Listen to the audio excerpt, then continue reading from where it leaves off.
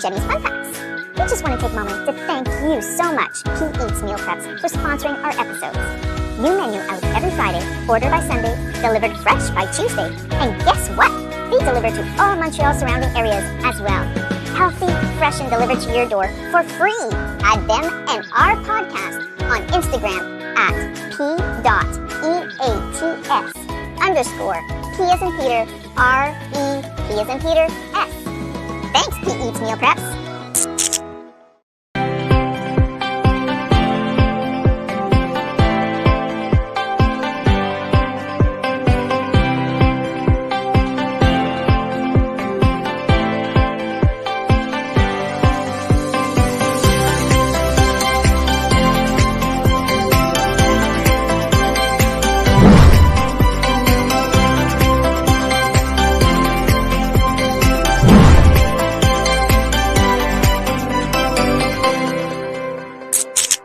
Welcome to Noon Hour Out of the Box, episode 39. Your constant love and support is so appreciated by the two of us. A huge thank you to Jenny DeHame, our producer who makes all this happen, and to my good friend, mentor, and co-host, Mr. Robert D'Alessio. How are you today? Esther, I'm totally excited because we have a great guest joining us, and she's like from far, far away. Yes, she is. She's going to be amazing and so interesting. And today's subject is going to be mold illness. And Esther, I know a thing or two about mold illness for having had 3 campers in the same trailer park. And one of them, we're talking here like going back to 2012. And one of them was a 1972 Golden Falcon. And these things need a lot of maintenance, especially on the roof. You got to put some pitch, and you got to put some caulking on there.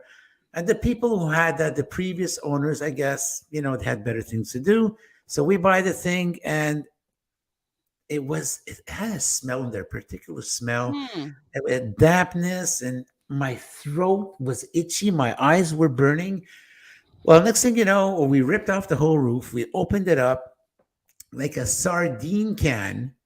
And what happened is that, oh my God, it was like so shocking. The 2x4s that were holding the ceiling up were actually so rotten that I took my screwdriver. I went through it like as if it was butter. So we ripped everything off. We renovated. 1 month into renovation, we fixed it up. The whole thing, whatever. It just kept my son kept getting sick all the time. I guess what happened is a lot of that water or a lot of the mold went through the walls.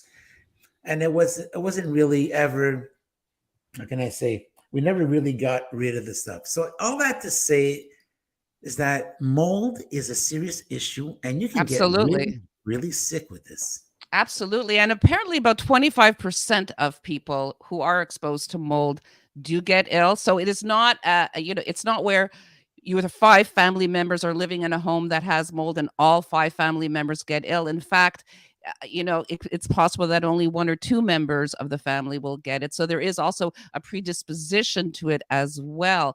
And it's something that is not investigated enough. So there are a lot of allergy-like symptoms. There's neurological symptoms, some autoimmune disorders. I mean, a lot of these can be linked to mold and to what they refer to as mold illness, and that we don't even take that into consideration. So it's definitely an important subject and definitely needs to be discussed.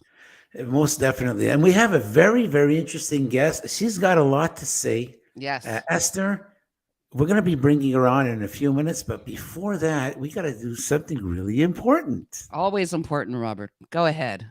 Please stand by for program identification.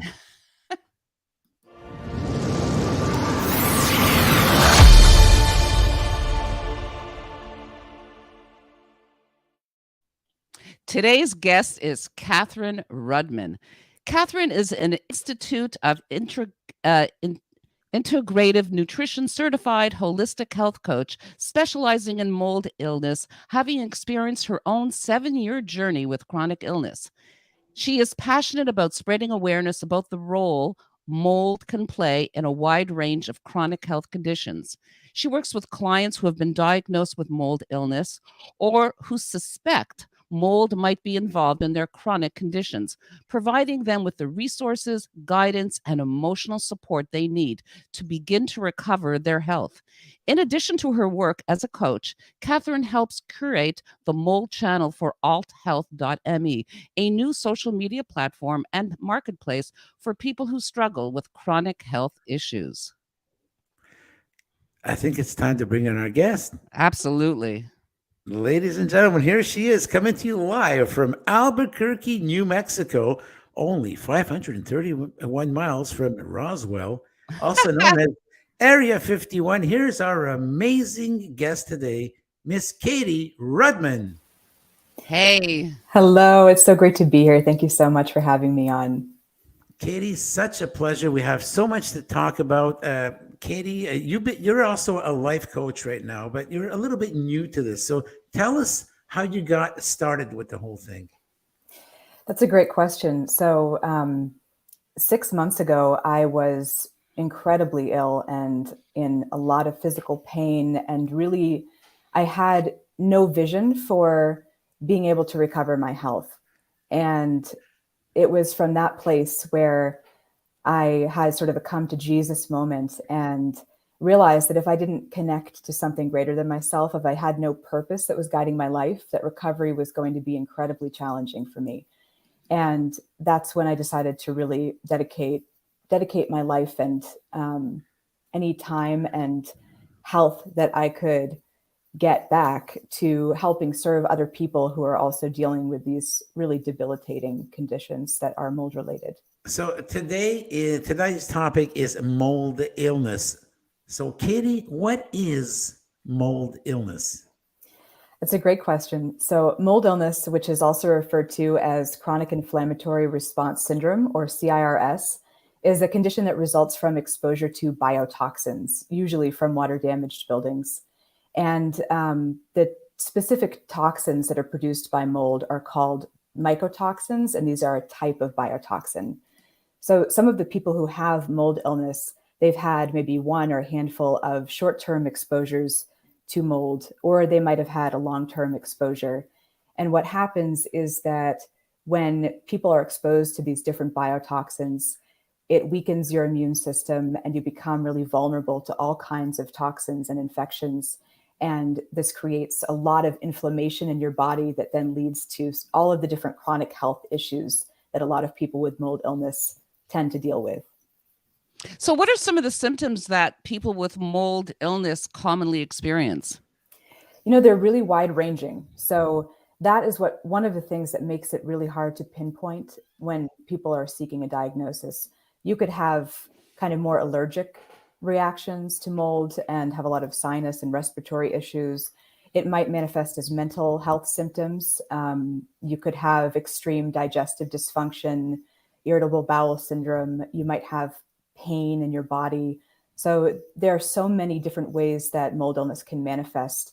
And you might have a couple of symptoms, or you might have massive amounts of symptoms in different parts of your body. Are there symptoms that are unique to mold illness? Yes, there are some strange ones. One of them is static shocks. People with mold illness tend to get shocked all the time, no matter what they touch. Wow. And another one is rapid weight gain or weight loss. So someone might gain 20 pounds in 2 weeks after making no changes to their diet or lifestyle. That can be an indication that mold might be involved. And with mold illness, there can be sort of an ice pick pain that people experience. So it's a really intense sort of, focused type of pain. Sometimes vision problems are a big issue for mold patients, blurred vision. And then the other one that is important to look out for is there's a sense of sort of flatness or dullness that often sets in for people with mold illness. So if you're somebody who's really bubbly and you're a type A personality and you're always getting things done, and all of a sudden you have no motivation, there's really no emotional range that you can experience. This could potentially be related to mold or biotoxins. This is very common. So, Katie, can you share with us exactly what your journey was like with your mold illness, and how is it that you discovered that you had mold illness? So I dealt with mold illness for 7 years, and for 6 of those years I was undiagnosed. And I moved to Washington State when I was 24, which is a very damp, moldy place, with no awareness of what mold could do or the potential health implications. And I moved into a house that had a history of mold and remediation. And I signed the disclosure form, and I didn't think about it again until many years later. But it was in that house that I started experiencing a lot of symptoms. And it started gradually at first, and then it progressively worsened. And for me, the way that it manifested originally was memory loss. At times, I couldn't remember how to spell my last name or what my phone number was or the names of close friends. I developed a stutter. I had a hard time finding words, and I couldn't remember if I had said something, so I'd repeat myself again and again. And that was the beginning. And from there, it got a lot worse over time. We have So- a question so we have a question from one of our audience members, Sarah C. Thank you so much for tuning in. Sarah has a question for you, Katie. What can you do to prevent mold illness, and how often should you go get your home evaluated? That is a great question. So one of the things that you want to do is just to be aware of what's happening in your space that you're living in and the space that you're working in.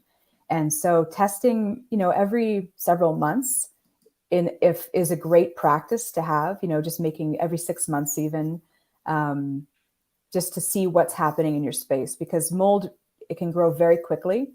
If you have water damage or flooding, then you want to get your house checked or your space checked after any kind of incident that involves water damage. But just as a maintenance thing, I think every 6 months, every year for the average person, if you have mold illness, it's great to do it as frequently as you can. There's a company that's based here in Albuquerque that I really love, and it's called Immunolytics, and they offer really affordable plate testing. You pay $33 per room, and they'll ship you the tests, and you can kind of get an idea of what's happening. So that's one really fantastic resource. Oh, that's great to know. So if you are living with a chronic health condition, is mold exposure something you should be aware of? I would say absolutely. It is involved in so many different chronic health conditions, and most people, they never know to look for it. And so if you're getting treated for something and your symptoms are not improving, you're doing everything that you possibly can to get better, and you're not getting any traction, I think it's very valuable to investigate mold as a possible contributing factor to your illness. Because even if it doesn't cause the initial problems, as you become sicker, you can be more susceptible to mycotoxins, and it might become something that is involved over time. So mold is sometimes called the great imitator. What are some of the conditions it can mimic or contribute to? So mold can mimic or create symptoms of Alzheimer's. It can create symptoms of multiple sclerosis, Parkinson's, ALS. It can cause heart issues, and it can be involved in so many different, it can be misdiagnosed as so many other conditions like chronic fatigue syndrome and irritable bowel syndrome. The list goes on and on and on. It can literally show up as almost any physical or psychiatric condition. So why is it that in one family, one person can develop it while the other members don't? Are they in fact more predisposed to getting mold illness? Yes, like you said in your intro, about 25% of the population, which I think is a pretty conservative estimate, has a genetic susceptibility to mold and biotoxins. And this is because that part of the population is a carrier for the HLA-DR gene. And that makes people have a lot of difficulty, first of all, being able to move biotoxins and different toxicants out of their body. And because of that, they will be the sort of canary in the coal mine, and they're going to be the person in a household who's incredibly reactive. But that doesn't mean that the other family members aren't being affected. And that's a really important thing to keep in mind, that some people are exhibiting classic CIRS symptoms, and other people might have a heart issue 10, 20 years down the line. So it's a great thing to just be aware of what's happening in your space so that you can prevent any of these illnesses from happening. So, what are some of the obstacles mold patients face in getting diagnosed and treated? One of the major obstacles that people face is that they're not believed. Mhm. They're often gaslighted by the medical community because people don't know to look for this. You know, a lot of healthcare professionals in the conventional community and alternative healthcare communities, they're not trained to look for mold illness or understand the role of toxicity in some of these symptoms that present. And because of that, a lot of people they'll show up to their healthcare practitioner. They will list off all of the different symptoms that they're experiencing. And because they're inconsistent symptoms, they're multi-system migrating issues that they're having, they will often get labeled as having as it being psychosomatic. And commonly people will be referred to a psychologist or a psychiatrist, and they'll be prescribed antidepressants, even if most of the symptoms are physical in nature. So it's really hard for people to get a diagnosis, and it often takes people 10 years and Wow. an average of 10 years and $100,000 in Oh, personal investment to get a wow. diagnosis. That's awful. But is there a connection between mold illness and mental illness? Yes, there is a huge connection. And this is something that I feel so passionate about because this is not spoken about, but mold can cause symptoms of bipolar disorder. It can cause symptoms of schizophrenia, psychosis. It can cause panic disorders. It can cause crippling depression and anxiety. This is a factor that is incredibly important to look at if you have a diagnosis of any kind of mental health condition and you're wanting to explore this is a possibility. This is a very common cause of mental health problems. And a lot of people will experience something called mold rage, similarly to Lyme rage and thyroid rage, where they can't control their emotional reactions anymore. And so this is a hugely important topic. And I'm glad you brought it up. So, what makes mold illness such an isolating condition? Hmm. It is an incredibly isolating condition for people because when they're seeking help at the beginning, when all of this stuff starts happening and they're beginning to get ill, they have hope, right? And they go to their doctor, they'll see 10, 20 doctors. And as time goes by, what typically happens, and this is a generalization, but what typically happens is that once all of your doctors start to doubt the validity of your illness, then your family and friends are, often are kind of also wondering, are you overreacting? Are you making some of this up? Is this as serious as you're making it out to be? And so there's this sense of not being able to trust the people that you go to seek help from and support. And then all of a sudden you can't confide in the people who are comprising your primary support system, your friends and your family. And you stop being able to trust in your ability to be safe in the world. And that leads to not being able to trust in yourself. And because one of the symptoms of mold illness can be just a profound sense of disconnection from yourself and from anything meaningful, you live in this very narrow space where your experience is incredibly limited, and it's very isolating to be there. That's absolutely horrifying. And I know that in a lot of chronic illnesses, there's a lot of disbelief from physicians and primary care people because of, their lack of understanding. So this is, it's incredibly sad to hear. So if you don't see it, if you don't smell it, how do you know that it's contributing to your chronic illness? You wouldn't. And you wouldn't. And that's why I'm so excited to have the opportunity to be speaking about this, because one of the things I commonly hear people say is, well, I don't smell anything and there's no visible mold. So I don't think that's something that I'm dealing with. I don't think that's relevant for me.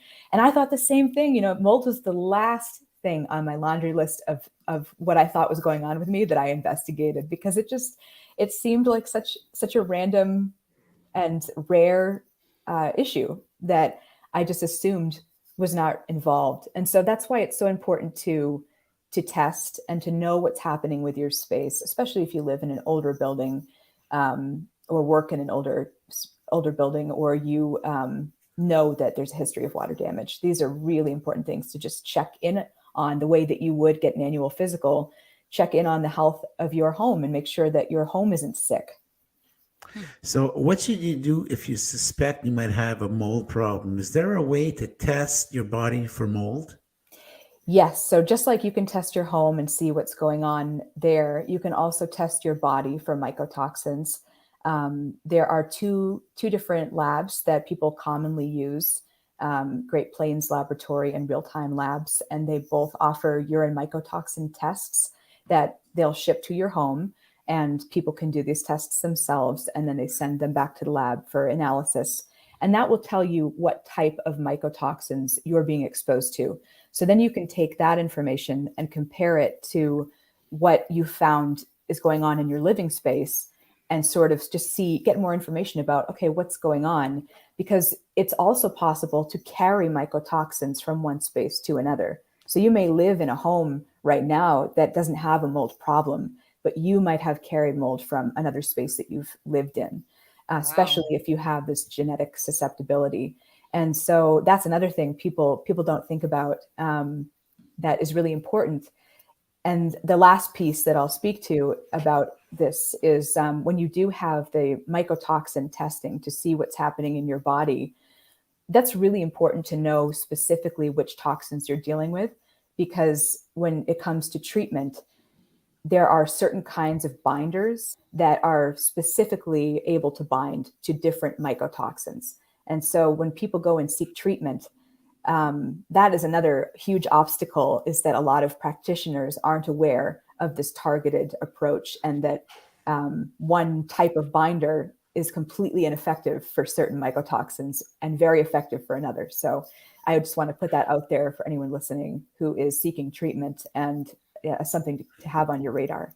So this is a serious illness that it isn't until recently that it was actually taken a little bit more seriously. In the past, it was like shrugged off, or we didn't have the resources to actually diagnose such a health problem. But it is very, very serious. And as you were saying, it can really take a toll on your health and really, really make your health deteriorate. This is something really, really interesting. And we're very grateful that you shared with us. Thank you so much. Yes, Katie, there's so much information here that I learned, and I'm sure that our audience has now learned. And perhaps some of us are dealing with it and are not even aware, or would never even have thought to look into that as a possible causation for some of our symptoms.